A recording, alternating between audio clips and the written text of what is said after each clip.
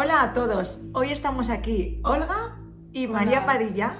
Somos psicólogas de Capital Psicólogos.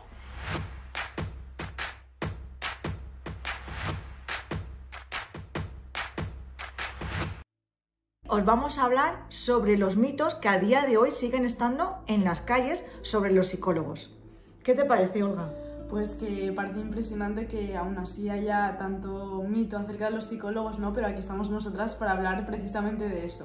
Muy bien, a pesar de que a día de hoy se sabe que la psicología ya es una ciencia. En los últimos 10 años, las tomografías cerebrales nos han revelado que las emociones con el cerebro, estructuras, etapas evolutivas ya están muy evolucionados y están muy sincronizados. Y los últimos descubrimientos, gracias a este tipo de resonancias, nos han descubierto que las emociones se pueden trabajar desde nuevas tecnologías, desde nuevas herramientas.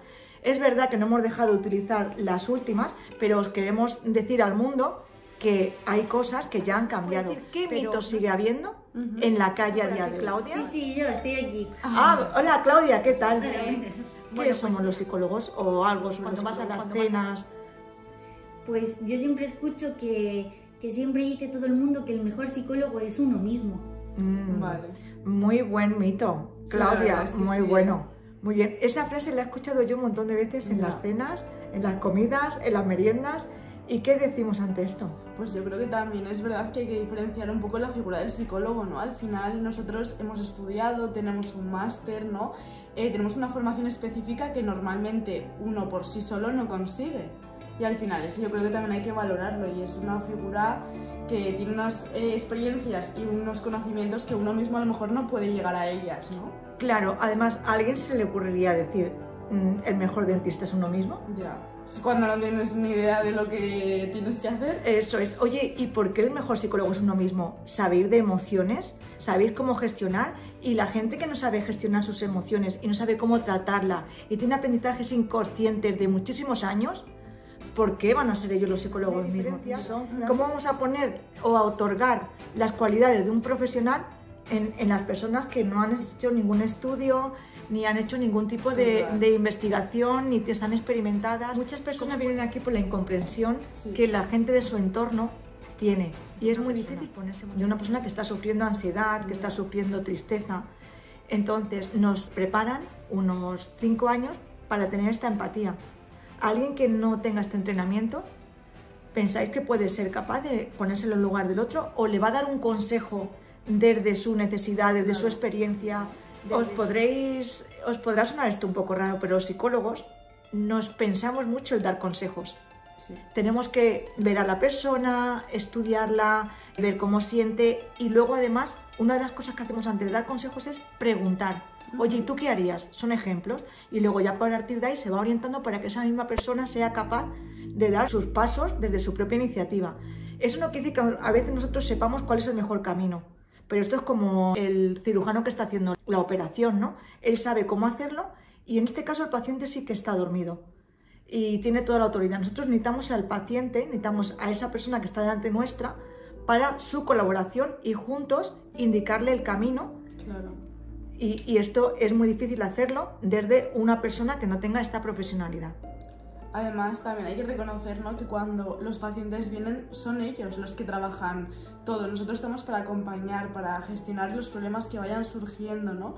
Pero al final todo lo que vayamos haciendo en sesión es del paciente. Nosotros estamos de acompañamiento.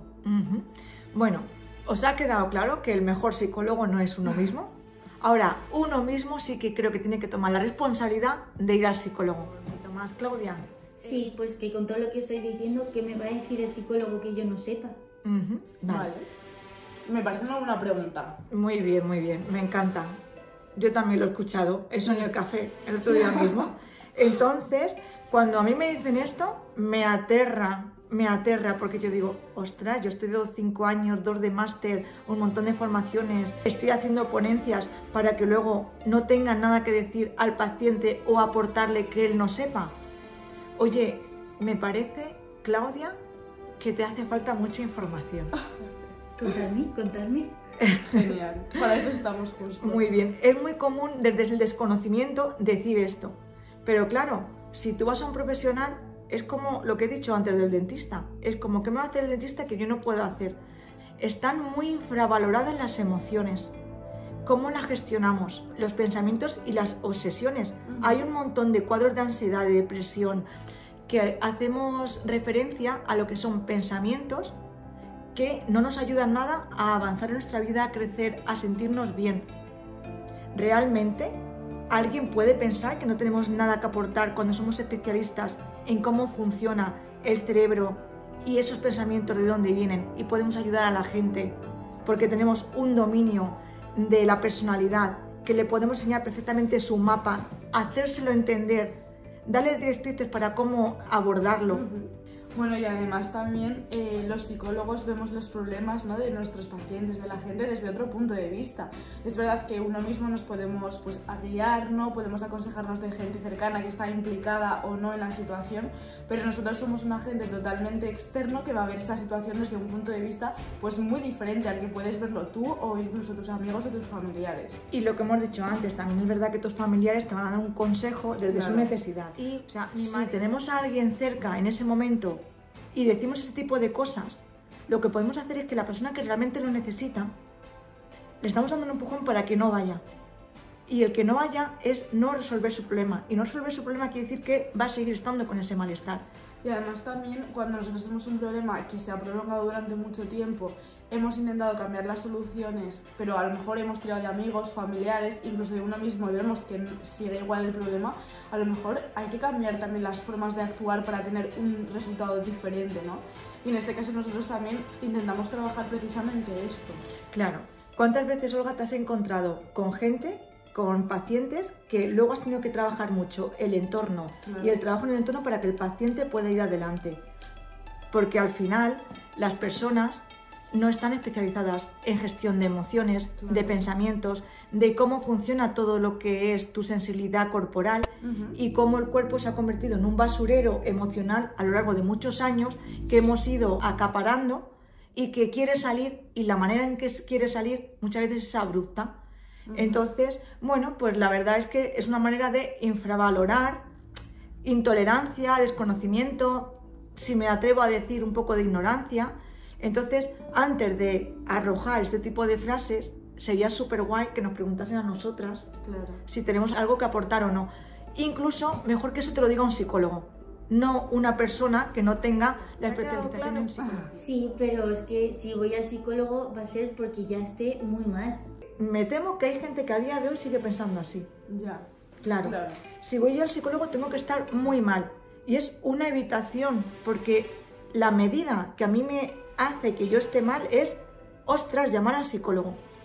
Vale, vaya medidor. Ya.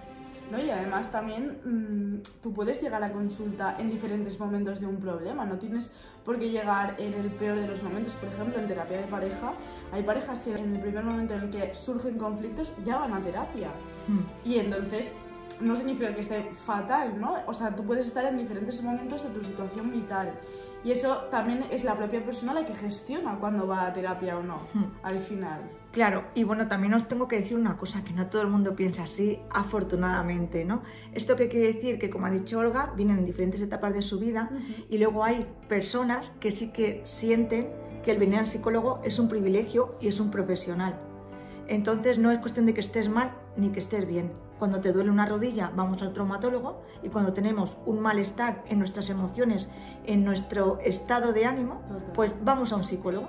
Hay veces que estamos metidos en una información burbuja y es un impedimento ya para sentirnos mejor. También entendemos los psicólogos que hay miedo, ¿no?, al principio de iniciar una sesión de terapia, porque claro, no sabemos a lo mejor qué podemos esperar, no sabemos qué va a pasar, qué tenemos que contar, ¿no?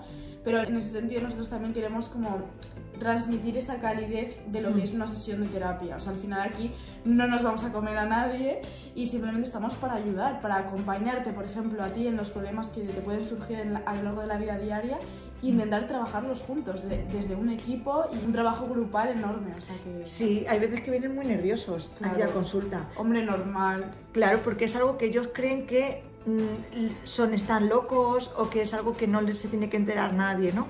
Entonces, cuando vienen aquí y ven a gente, a cierto punto lo normalizan. Y la primera sesión, cuando el psicólogo les habla también con un tono afable y desde un sitio cálido se tranquilizan bastante. Y sobre todo cuando le empiezan a explicar qué es lo que le está pasando, ya más todavía. Y hay veces que ese tipo de mitos los tenemos que cuestionar, sobre todo porque nos hace falta un profesional en esas emociones nuestras que de momento nos hacen vivir la vida con alegría o con calma, y hay ciertos mitos o pensamientos que no son reales y nos impiden dar ese paso. Y qué importante lo que has dicho, María, ¿no? Al final también la información que lo podemos conseguir a través de la terapia es un bálsamo para entender un poco mejor qué nos está pasando, cómo lo podemos gestionar, ¿no? Y que en medida de lo posible sí que tiene solución, ¿no? Y podemos ir mejorando, trabajando en muchísimas cosas, entonces que hay esperanza. Claro, tú te imaginas, yo tengo que poner siempre un ejemplo parecido, ¿no? Que el que le duela la rodilla diga, pues ya sí que tengo que tener la rodilla mal para tener que ir al traumatólogo, ¿no? La verdad es que tenemos mucho desconocimiento sobre lo que es un profesional en la psicología. Y bueno, esto es lo que queremos cambiar, Olga y yo. Claudia, ¿alguna pregunta sobre esto? Sí, que realmente yo no necesito un psicólogo porque es que yo tengo a mis amigos. Vale. Esto, Claudia, es parecido a lo que hemos dicho antes, ¿no? Que el psicólogo puede ser uno mismo y que los amigos pueden ser, pues, nuestros psicólogos. ¿Qué duda cabe que un amigo es excepcional? Es buenísimo y siempre va a ser mucho mejor todo proceso de crecimiento al lado de gente que te quiere como los amigos. Total. Como hacer deporte, como hacer relajaciones, como tener un disfrute de vida o una familia en la que tú puedas tener unas relaciones de bienestar. Pero los amigos cumplen la función de amigos, la familia cumple la función de familia y los psicólogos cumplimos la función de psicólogos. Total, total. Es verdad que hay que diferenciar, ¿no? Lo que hablábamos antes, porque un amigo es verdad que y la familia es un apoyo fundamental, pero también es un apoyo tener un psicólogo al lado que te ayude a gestionar como esos problemas, ¿no? Y al final un amigo no puede cubrir esa necesidad de psicólogo, no es lo mismo, no lo podemos meter en el mismo saco, ¿no? Aunque dice María que tiene toda la razón, que un amigo te puede cuidar, te puede estar pendiente de ti, ¿no? Pero al final hay que diferenciar un poco el papel de psicólogo y el papel de amigos, ¿no? Es diferente y precisamente lo que hablábamos antes, nosotros tenemos una formación que a lo mejor nuestros amigos no la tienen y no tienen por qué tenerla, ¿no? Y muchas veces traemos a los amigos de los pacientes aquí mismo en la consulta y aprovechamos para indicarle y para ayudar al paciente a que sea la primera vez que explique el problema, porque una de las cosas muy importantes que vienen los pacientes muchas veces es que, joder, mis amigos les cuesta comprenderme porque no están en mis zapatos. ¿Y qué le decimos desde aquí? A veces no tienen por qué estar en tus zapatos, porque tus amigos no son psicólogos, pero puedes darle la oportunidad de entenderlo haciéndote explicar. En ellos está que te entiendan o que no, pero al menos tú te haces explicar. Y a veces sí que vienen aquí y les ayudamos a que entiendan. Oye, y muchas veces sí que llegan a entenderlo, pero otras veces no. Porque los amigos están cumpliendo otra función, que es la de arrope. Y el otro día estaba yo discutiendo con una psicóloga de aquí, de nuestro centro, y decía, ¿un psicólogo no puede ser un amigo o puede ser tu amigo? Pregunta muy buena, María? Muy buena pregunta. Al final también hay, o sea, es verdad que la confianza, ¿no? y el vínculo que se genera con nuestros pacientes es muy fuerte, ¿no? Pero es verdad que no es una amistad al final, o sea, es diferente, pero es verdad que hay muchas emociones, ¿no? Y nosotros estamos al 100% con nuestro paciente, ¿no? Y tenemos un vínculo muy bueno. Pero es verdad que son, como decía antes María, cubrimos necesidades diferentes.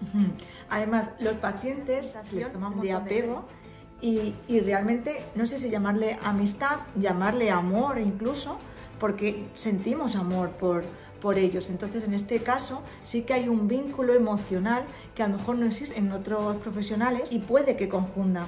¿Qué es lo que pasa? Que yo siempre digo que un amigo sí que es más difícil que sea un psicólogo, pero el psicólogo puede ser que se convierta en la primera figura de apego en toda su vida.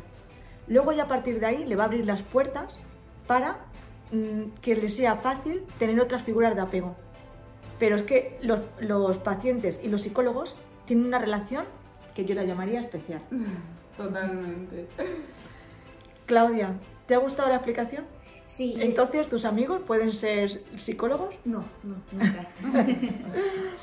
Y yo tengo una pregunta, que si yo ahora voy a una sesión con un psicólogo, ¿qué va a pasar? ¿Solo me va a hablar él o yo también voy a hablar? Vale, es verdad que normalmente hay mucha desinformación acerca de cómo es una primera consulta, ¿no? Con un psicólogo.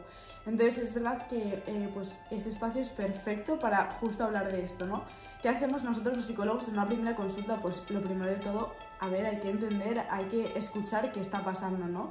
Pero es verdad que nosotros también intervenimos y entonces a la vez que a lo mejor tú nos estás contando algo, nosotros también vamos a intervenir en ese problema, ¿no? Y va a haber una comunicación muy fluida en la que tanto tú como yo nos tenemos que entender para ver qué está pasando.